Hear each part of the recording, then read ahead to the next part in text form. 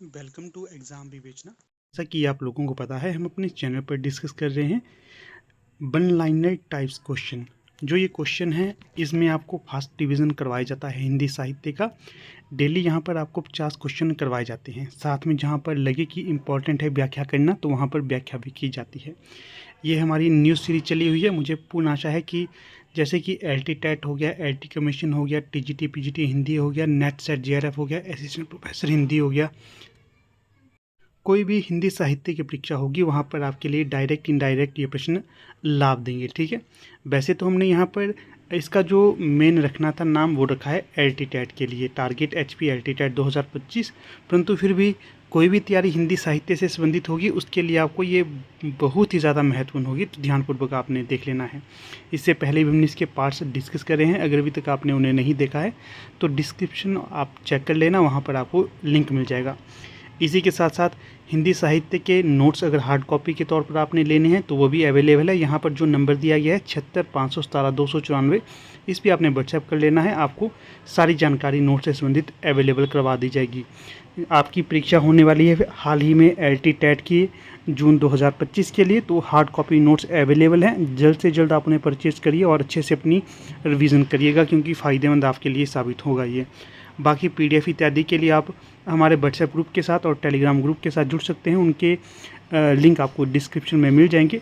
Daily वहाँ पर PDF आपको सेंड की जाती है, कुछ ना कुछ स्टडी मैटर वहाँ पर सेंड किया जाता है, तो आप जुड़िएगा और लाभ उठाइएगा। और आज हम जो डिस्कस करेंगे, ये करेंगे 50 वन लाइनर क्वेश्चंस को। तो चलिए शुरू करते हैं।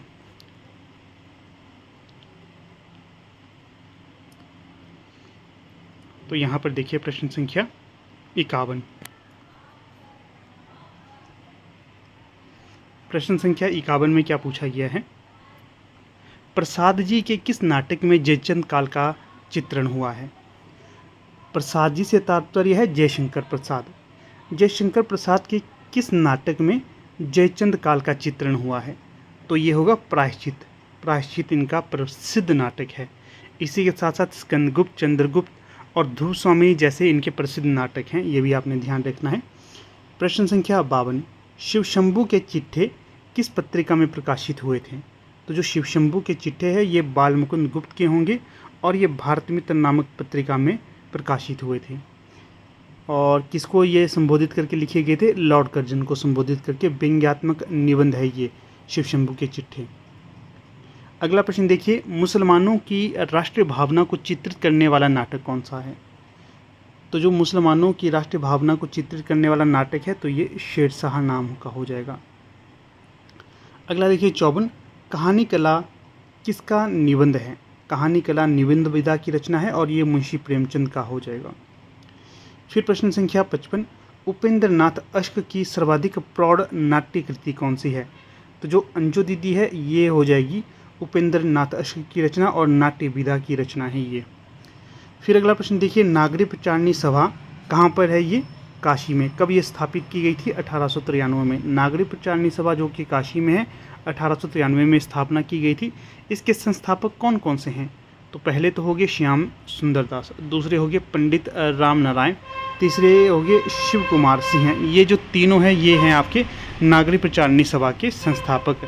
श्याम राम शिव, ये इस प्रकार से आप इसे याद रख सकते हो, श्याम राम शिव, या फिर जो भी जिस हिसाब से आप याद कर सकें, जैसे शिव राम श्याम, राम श्याम शिव, जिस प्रकार से भी आपको अच्छा लगे याद करने के लिए, उसी पैटर्न को आप यूज़ कर सकते हो।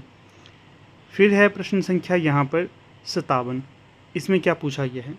57 में पूछा गया है, 14 अक्टूबर 1899 को नागरिक प्रचारणी सभा में सरस्वती के संपादक मंडल का नाम घोषित किया गया था। कब? 14 अक्टूबर 1899 को नागरिक प्रचारणी सभा में सरस्वती पत्रिका है, इसके जो संपादक मंडल का नाम घोषित किया गया था। इसके संपादक मंडल में कौन कौन आते हैं, ये भी आप ध्यान रखिएगा। जैसे कि देखिए यहाँ पर इसके जो आरंभिक संपादक मंडल थे, इसमें जगन्नाथ दास रत्नाकर, श्याम सुंदर दास, किशोरी लाल गोस्वामी, राधा कृष्ण दास, कार्तिक प्रसाद खत्री, ये आते हैं। 1 2 3 4 5 विद्वान आते हैं, ये आप याद रखिएगा। फिर प्रश्न संख्या है 59। सरस्वती पत्रिका के संपादक थे, तो जो सरस्वती पत्रिका है इसके संस्थापक कौन थे? तो चिंतामणि घोष इसके संस्थापक थे। इसी के साथ साथ सरस्वती पत्रिका की स्थापना कब की गई थी? 1900 ईस्वी को इसकी स्थापना की गई थी। Very very important. एक एक जो फैक्ट आपको बता रहा हूँ ना, ये एक एक प्रश्न का निर्माण करेगा। इस समय आपको नॉर्मल ये प्रश्न लग रहे होंगे, परंतु जब परीक्षा में आप बैठोगे तो उस समय आपको इनके महत्व का पता चलेगा। फिर अगला प्रश्न देखिएगा, यहाँ पर प्रश्न संख्या 60। क्या पूछा गया है इसमें? 1903 से लेकर 1920 तक सरस्वती पत्रिका के संपादक कौन थे? ये भी मोस्ट इंपॉर्टेंट प्रश्न है। महावीर प्रसाद द्विवेदी। 1903 से लेकर 1920 तक सरस्वती पत्रिका के संपादक थे महावीर प्रसाद द्विवेदी। फिर प्रश्न संख्या 61। इसमें क्या पूछा गया है? एकांकी के जन्मदाता कौन हैं?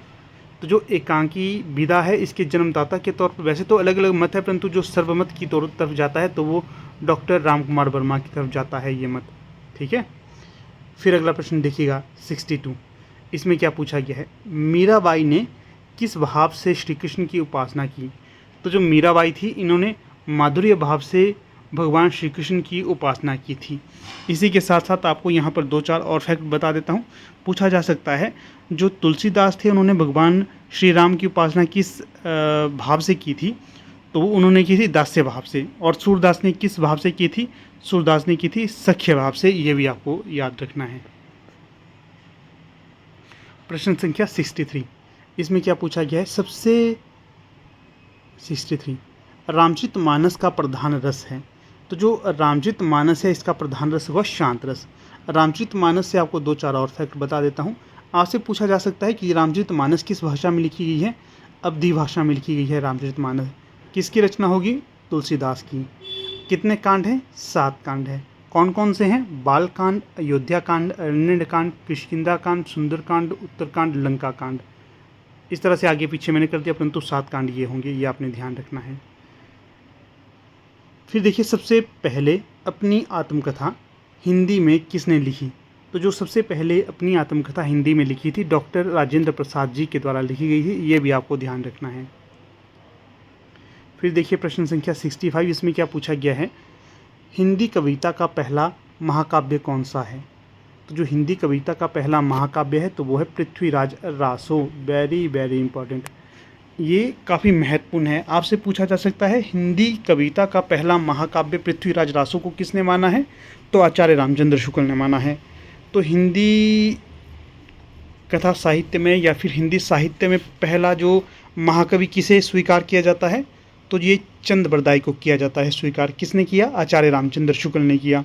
आपसे ये भी प्रश्न पूछा जा सकता है कि जो पृथ्वीराज रासो है ये किस काल में लिखा गया था? आदिकाल में लिखा गया था। ये आप अलग से ध्यान रखिएगा। अगला प्रश्न देखिए 66। इसमें क्या पूछा गया है? हिंदी के सर्वप्रथम प्रकाशित पत्र का क्या नाम है? तो जो हिंदी का सर्वप्रथम प्रकाशित पत्र है उसका नाम है उदंत मार्तंड। कौन सा है? उदंत मार्तंड। ये भी आपने ध्यान रखना है। अगला प्रश्न देखिए 69। हिंदी साहित्य की प्रथम कहानी कौन सी है? तो हिंदी साहित्य की प्रथम कहानी है इंदुमती। मोस्ट इंपॉर्टेंट पूछा जाएगा किसकी है? ये किशोरी लाल गोस्वामी की है इंदुमती कहानी। और इसी के साथ साथ आपको ये भी याद रखना है कि जो हिंदी कथा हिंदी साहित्य के अंतर्गत हिंदी कहानी है, ये जो कब से शुरुआत हुई थी हिंदी कहानी की? तो 1900 से हिंदी कहानी की शुरुआत हुई थी। कई बार ये पूछा जाता है कि वो कौन सी पत्रिका है जिससे जो हिंदी कहानी विधा की शुरुआत हुई थी? तो वो सरस्वती पत्रिका है। 1900 से ही सरस्वती पत्रिका शुरुआत हुई थी। 1900 से ही हिंदी कहानी की भी शुरुआत हुई थी। ये भी आप ध्यान रखिए। इसी के साथ साथ आप आगे देखिए 68। आंचलिक रचनाएं किससे संबंधित होती हैं? तो जो आंचलिक रचनाएं होती हैं ये क्षेत्र विशेष से संबंधित होती है, इसलिए ये यहाँ पर काफ़ी महत्वपूर्ण हो जाएगा। यहाँ पर आपको ये भी स्पष्ट कर दूँ, मैं कम समय में आपको अधिक से अधिक प्रश्न प्रस्तुत करने की कोशिश करता हूँ ताकि समय आपका कम लगे और आपको अधिक से अधिक प्रश्न देखने के लिए मिले। ठीक है। फिर देखिए प्रश्न संख्या 69। क्या पूछा गया है? पृथ्वीराज रासो किस काल की रचना है? तो ये आदिकाल की रचना हो जाएगी। Very very important. Prithviraj Raso में कितने छंद हैं? हाँ, 69 छंद हैं। यहाँ पर आप थोड़ा सा सुधार कर लीजिएगा। जो पृथ्वीराज रासो है इसमें कितने छंद हैं? छंद होंगे इसमें 68 और अगर ये प्रश्न पूछा जाए कि जो पृथ्वीराज रासो है इसमें कुल कितने समय हैं, समय है 69, इसमें कन्फ्यूज़न हो जाती है। समय से तात्पर्य है अध्याय या पाठ, ठीक है, पाठ है इसमें 69 और छंद कितने हैं 68।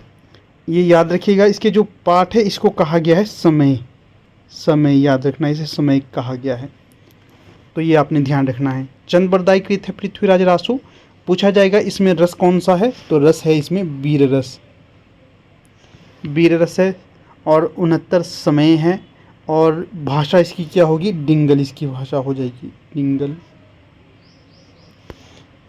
और ये प्रबंध काव्य है या फिर महाकाव्य है, इसका आपने ध्यान रखिए। ये भी कई बार पूछा जाता है कि हिंदी जो ये रचना है, हिंदी का वास्तविक प्रथम महाकाव्य चंद्रबरदाई को ही कहा जा सकता है क्या, हिंदी का वास्तविक प्रथम महाकवि चंद्रबरदाई को ही कहा जा सकता है। ये कथन किसका होगा, तो मिश्र बंधुओं का ये कथन है, ये भी आपने ध्यान रखना है। थोड़ा सा लंबा हम खींच लेते हैं इसको, अब यहाँ पर व्याख्या मुझे आ गई है तो मुझे लगता है आपको व्याख्या बता देनी है। देखिए, अगर ये प्रश्न आपसे पूछा जाएगा कि पृथ्वीराज रासो है, इसमें मुख्य छंद कौन सा है, तो मुख्य छंद है इसमें कवित। कौन सा है मुख्य छंद, कवित इसमें मुख्य छंद है, छप्य भी है, कवित और छप्य दोनों हैं। और अगर ये प्रश्न पूछा जाए चंद बरदाई थे जो इन्हें किस छंद का विशेषज्ञ माना जाता है, तो छप्य छंद का इन्हें विशेषज्ञ माना जाता है।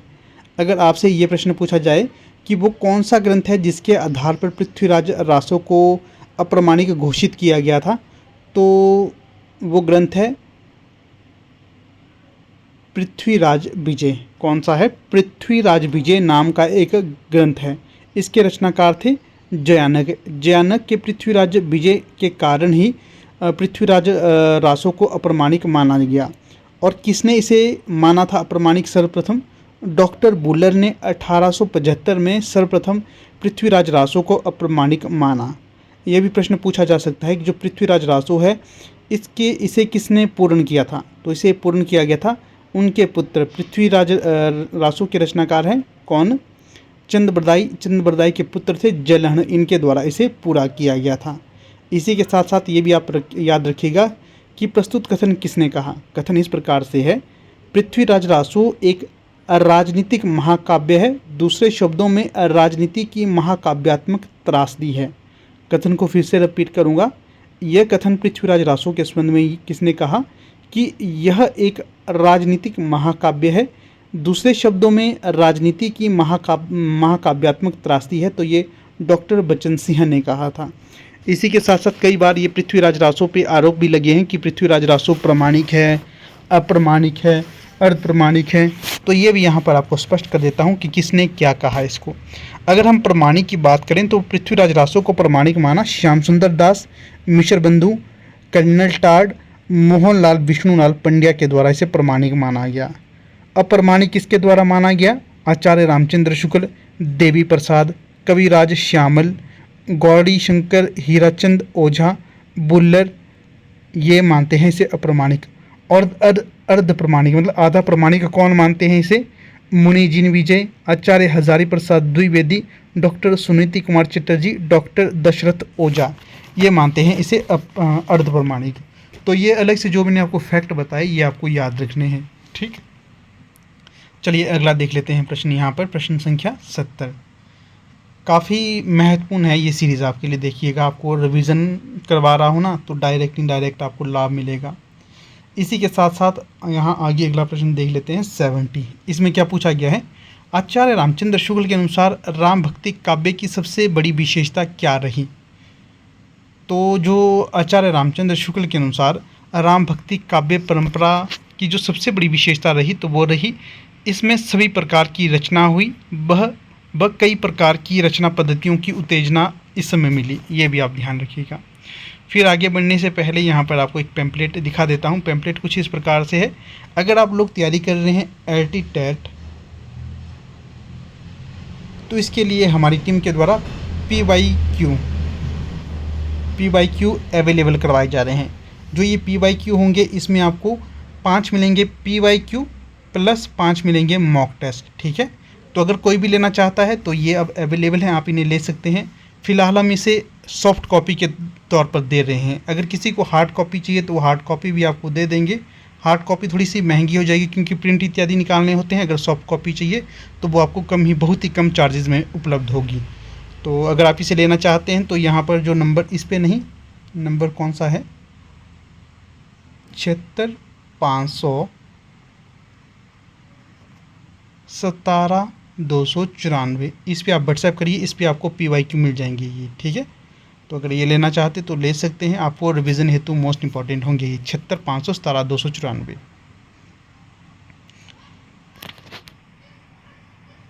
अगला देखिएगा प्रश्न संख्या 71। 71 में आपसे क्या पूछा गया है? सूरदास का कर्म उपासना ज्ञान जनित भ्रम किसने दूर किया? सूरदास का कर्म उपासना ज्ञान जनित भ्रम किसने दूर किया? तुलसीदास जी के द्वारा दूर किया गया।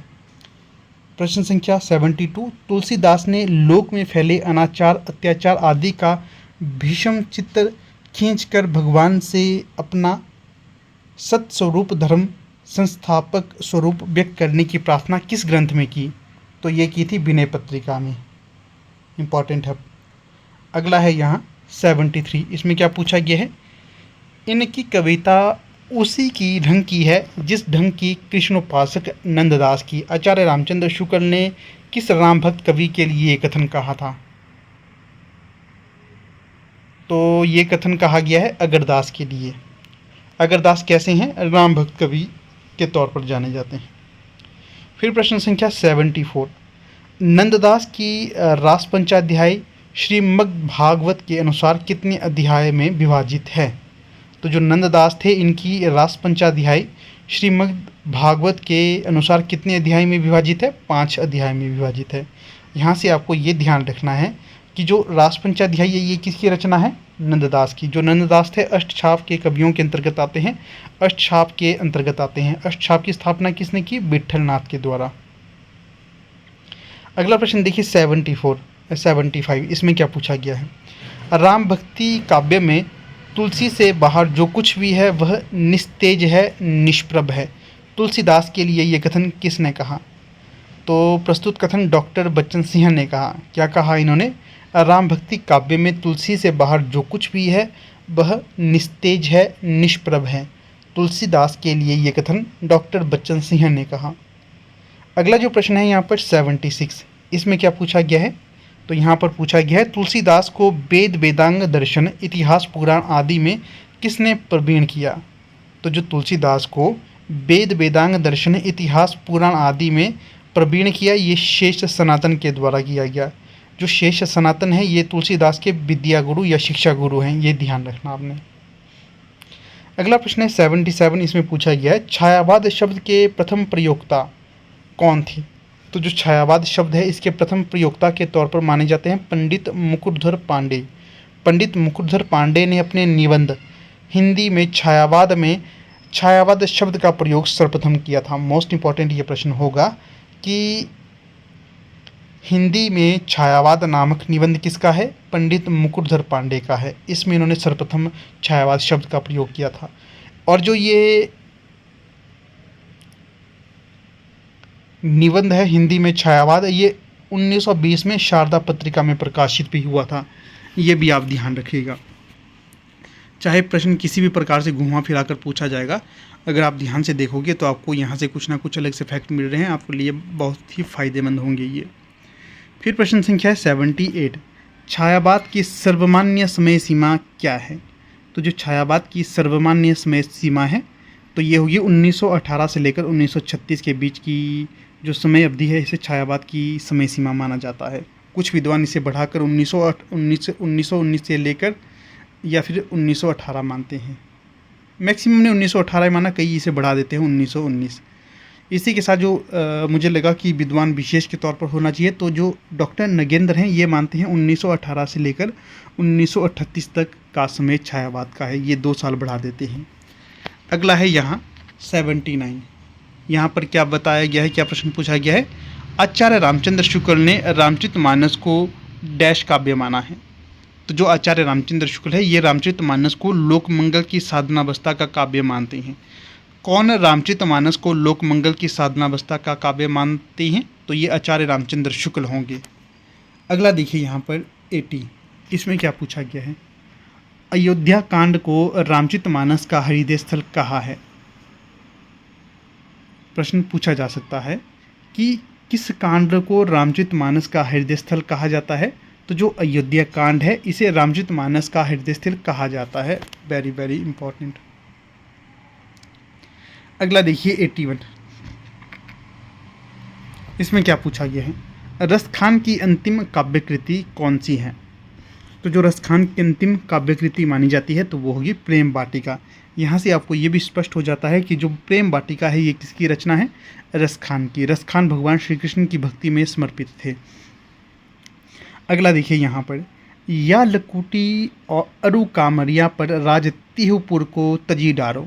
यहाँ पर थोड़ा सा सुधार कर लेना, या लकुटी अरु कामरिया पर, अरु है यहाँ पर, कई जगह और भी लिखा परंतु जो मैंने पढ़ा था तो वो है या लकुटी अरु कामरिया पर राज तिहुपुर को तजी डालो। पंक्ति किसकी है? तो ये भी रसखान की ही होगी। वैसे तो ये मुस्लिम थे परंतु भगवान श्री कृष्ण की भक्ति में ये कृष्णमय हो गए थे, याद रखना। अगला प्रश्न, ये साक्षात रसमूर्ति और ब्रजभाषा काव्य के प्रधान स्तंभों में है। किसने किसे कहा? आचार्य रामचंद्र शुक्ल ने ये कहा घनानंद के संबंध में। क्या कहा? ये साक्षात रसमूर्ति और ब्रजभाषा काव्य के प्रधान स्तंभों में से हैं। अगला क्या है यहाँ पर 84, क्या पूछा गया है? प्रेम मार्ग का ऐसा प्रवीण और धीर पथिक तथा जवादानी का दावा रखने वाला ब्रजभाषा का दूसरा कवि नहीं हुआ है। ये कथन किसका है, किसके लिए? तो ये कथन है आचार्य रामचंद्र शुक्ल का घनानंद के संबंध में। आचार्य रामचंद्र शुक्ल कहते हैं कि प्रेम मार्ग का ऐसा प्रवीण और धीर पथिक तथा जवादानी का दावा रखने वाला ब्रजभाषा का दूसरा कवि नहीं हुआ है, ये पहले कवि हैं, तो याद रखना है। अगला देखिए 85, द्विवेदी युग की कविता की प्रवृत्ति थी। तो जो द्विवेदी युग की कविता की प्रवृत्ति थी तो वो थी आपकी उपदेशात्मक, इतिवृत्तात्मक और गद्यात्मक।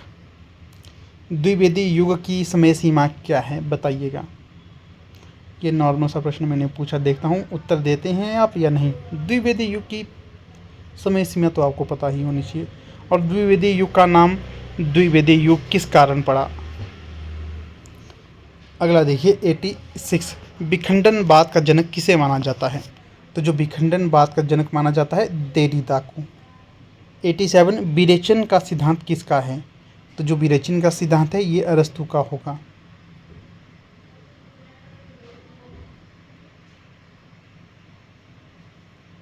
अगला देखिए 88, कविता हमारे परिपूर्ण क्षणों की वाणी है, किसका कथन है? तो ये सुमित्रा नंदन पंत का है। कविता हमारे परिपूर्ण क्षणों की वाणी है, ये कथन सुमित्रा नंदन पंत जी के द्वारा कहा गया था। अगला है 89, निबंध को गद्य का निकष किस आलोचक ने माना है? निबंध को गद्य का निकष माना है आचार्य रामचंद्र शुक्ल के द्वारा। कई जगह मैंने शुक्ल जी लिखा है, कई जगह रामचंद्र शुक्ल लिखा है, ये दोनों एक ही अलग अलग मत सोचना आप, ठीक है। अगला देखिए 90, इसमें क्या पूछा गया है 90 में? हिंदी कविता में मासलवाद के प्रवर्तक कौन थे? तो जो हिंदी कविता है इसमें जो मासलवाद के प्रवर्तक माने जाते हैं रामेश्वर शुक्ल अंचल माने जाते हैं। कौन? रामेश्वर शुक्ल अंचल। फिर देखिए अगला है यहाँ पर, अगले प्रश्न में पहुँचने से पहले आपको थोड़ा सा बता देता हूँ। बहुत बार कैंडिडेट ऐसे कहते हैं कि सर हमें नोट्स चाहिए तैयारी करने के लिए, तो क्या नोट्स अवेलेबल है? हाँ, अब हिंदी साहित्य के इम्पॉर्टेंट नोट्स अवेलेबल हो गए हैं। ये आपके हार्ड कॉपी नोट्स हैं। कैसे हैं? हार्ड कॉपी नोट्स हैं। कोई भी अगर आप लोग तैयारी कर रहे हैं एलटी टेट,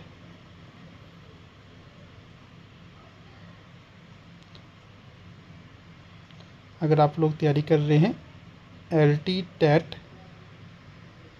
एलटी कमीशन या फिर हिंदी साहित्य से संबंधित कोई और परीक्षा क्यों ना हो, उसकी तैयारी अगर आप लोग कर रहे हैं तो इसके लिए हमारे इम्पॉर्टेंट नोट्स अब तैयार हो गए हैं। कोई भी लेना चाहता है तो यहाँ पर जो व्हाट्सएप नंबर दिया गया है 76577294, इस पर आप व्हाट्सएप करिए और इन नोट्स को आप परचेज़ कर सकते हैं। आपके घर में पहुँच जाएंगे ये नोट्स। इन नोट्स में आपको वन लाइनर टाइप के 1500 प्लस मोस्ट एक्सपेक्टेड क्वेश्चन दिए गए हैं। जो ये नोट्स हैं ये आपको परीक्षा संबंधित हैं और P/Q पर आधारित है। जहाँ पर इंपॉर्टेंट व्याख्या करनी है वहाँ पर व्याख्या भी की गई है, परंतु काफ़ी महत्वपूर्ण है। 1500 क्वेश्चन अगर आप पढ़ लेते हो और ढंग से इनका रिविज़न कर लेते हो, कोई भी परीक्षा क्यों ना हो वहाँ पर आपको काफ़ी महत्वपूर्ण होंगे। चाहे बात करें असिस्टेंट प्रोफेसर की, वहाँ पर भी इस तरह के क्वेश्चन पूछे जाते हैं वन लाइनर टाइप के। तथ्य है ना, ये तथ्य प्रश्नों का निर्माण करते हैं, ये आपको ज्ञात होना चाहिए। और अपनी LT-TET के लिए, LT कमीशन के लिए मोस्ट इंपॉर्टेंट है। आप इन्हें अपने घर पर ऑर्डर करके पढ़ सकते हो और काफ़ी फ़ायदेमंद होंगे। कई बार बच्चों की ये भी क्वेरी रहती है कि क्या सर जो ये नोट्स हैं इसको पढ़ना चाहिए या फिर बुक्स जो हमारे पास पड़ी है उसको पढ़ना चाहिए। देखिए, अपने अपने स्थान पर सब महत्वपूर्ण हैं। अगर बात करें बुक्स की तो बुक्स भी अपनी जगह काफ़ी महत्वपूर्ण होती है। जो बुक्स होती हैं ये अपना रोल अदा करती हैं, ठीक है, जो इन्हें करना चाहिए वो करती हैं। परंतु कई जगह ऐसा होता है, देखिए आपको पता होना चाहिए, कई शुरुआती बच्चे होते हैं जो तैयारी कर रहे हैं, उन्हें पता नहीं कि कौन कौन से क्वेश्चन कैसे पढ़ने चाहिए। एक तरह से जो नोट्स होते हैं ना, एक बेस रहती हैं आपकी परीक्षा के लिए। अगर आप इन नोट्स को बार बार रिवाइज़ करते हो, साथ में आपकी जो पुस्तकें आपने खरीदी है उन्हें भी पढ़ते हो, तो डबल फ़ायदा आपको मिलता है परीक्षा को क्रैक करने के लिए। तो मेरे ख्याल से आपको नोट्स भी पढ़नी चाहिए, साथ में अपनी बुक्स भी पढ़नी चाहिए। जब हम लोग तैयारी करते थे तो हम भी अपने सीनियर्स के नोट्स से ही पढ़े हैं, उससे हमें एक आधार मिला है। कई बार ऐसा होता है कि हमें कुछ पता ही नहीं चलता है कि क्या इंपॉर्टेंट है क्या नहीं इंपॉर्टेंट है।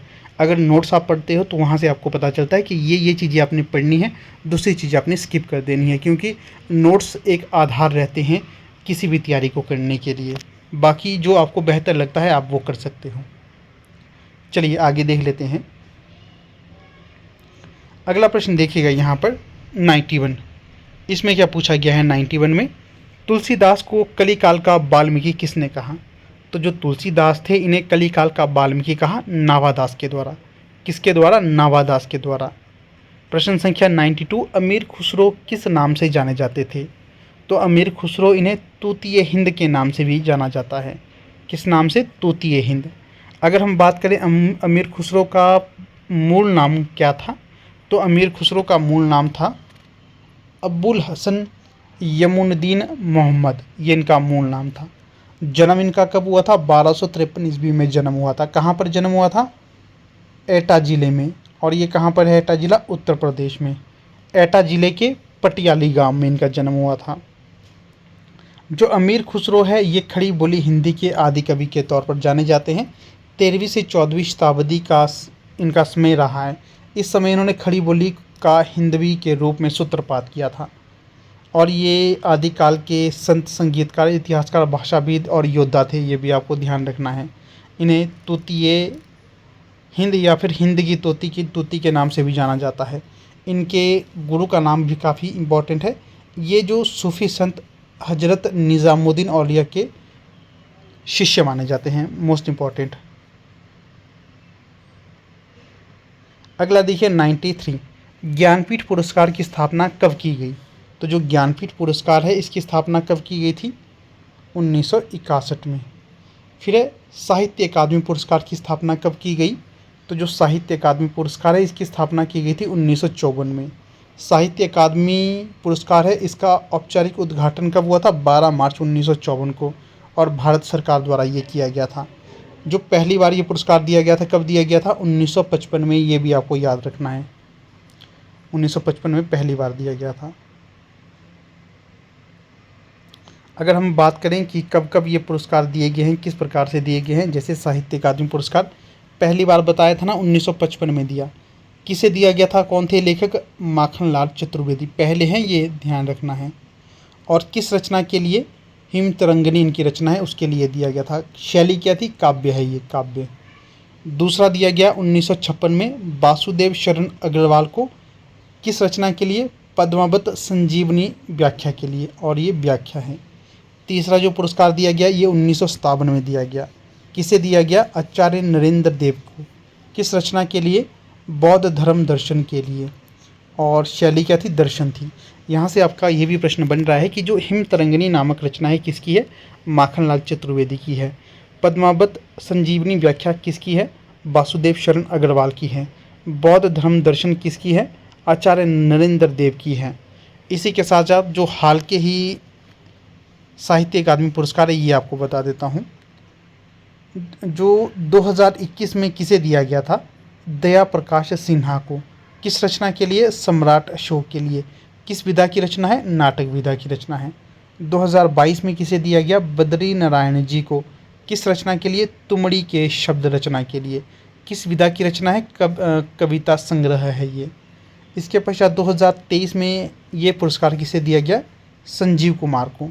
किस रचना के लिए? मुझे पहचानो उपन्यास के लिए। ये भी आप ध्यान रखिएगा। एक्स्ट्रा फैक्ट भी यहाँ पर दिए गए हैं, तो मैं ज़्यादा नहीं पढ़ूंगा, आप स्वयं पढ़ सकते हो वीडियो को पॉज करके। प्रश्न संख्या 95 पूछा गया है व्यास पुरस्कार, जो कि एक साहित्यिक पुरस्कार है, इसकी स्थापना कब हुई थी? 1951 में इसकी स्थापना हुई थी। किसके द्वारा की गई थी? ये के बिरला फाउंडेशन के द्वारा की गई थी। ये पुरस्कार हिंदी साहित्य में, हिंदी भाषा में उत्कृष्ट साहित्यिक कृतियों को दिया जाता है जो पिछले 10 वर्षों में प्रकाशित हों। ये इसकी कुछ एक शर्तें हैं। फिर प्रश्न है 96, इसमें क्या पूछा गया है? किस रचनाकार को वर्ष 2024 का साहित्य अकादमी पुरस्कार मिला? तो जो गगन गिल हैं, इन्हें मिला वर्ष 2024 के लिए साहित्य अकादमी पुरस्कार। 2023 तक का ऊपर बता दिया था, 24 का गगन गिल होंगी। और किस रचना के लिए मिला? मैं जब तक आई बहार। और ये क्या है, किस विधा की रचना है? काव्य संग्रह है ये। अगला देखिए 997 रमेश कुंतल मेघ को साहित्य अकादमी पुरस्कार कब मिला?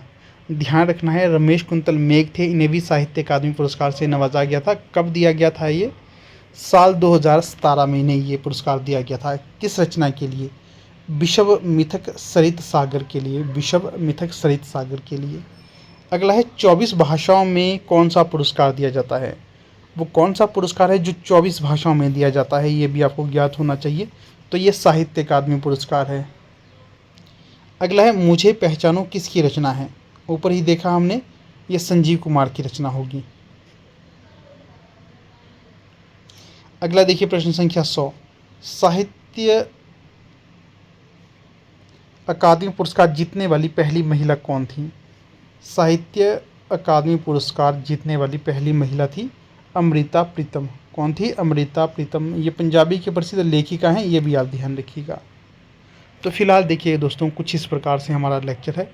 ज़्यादा लंबा तो मैंने नहीं खींचा, परंतु जितने भी प्रश्न आपके साथ डिस्कस किए, ये आपकी परीक्षा के लिए मोस्ट इम्पॉर्टेंट है। क्योंकि साहित्य के जो हिंदी साहित्य के प्रश्न होते हैं वो डायरेक्ट इनडायरेक्ट हर परीक्षा में पूछे जाते हैं। इसलिए आप ध्यानपूर्वक देखिए, जितना हो सके नोट्स तैयार करिए। अगर नोट्स तैयार नहीं करने हैं तो जो हार्ड कॉपी नोट्स हैं ये भी आप अपने घर में रीड करने के लिए हमसे मंगवा सकते हो। PDF इत्यादि के लिए आप हमारे टेलीग्राम व्हाट्सएप ग्रुप्स के साथ जुड़ जाना, वहाँ पर आपको मैं सेंड करता रहता हूँ।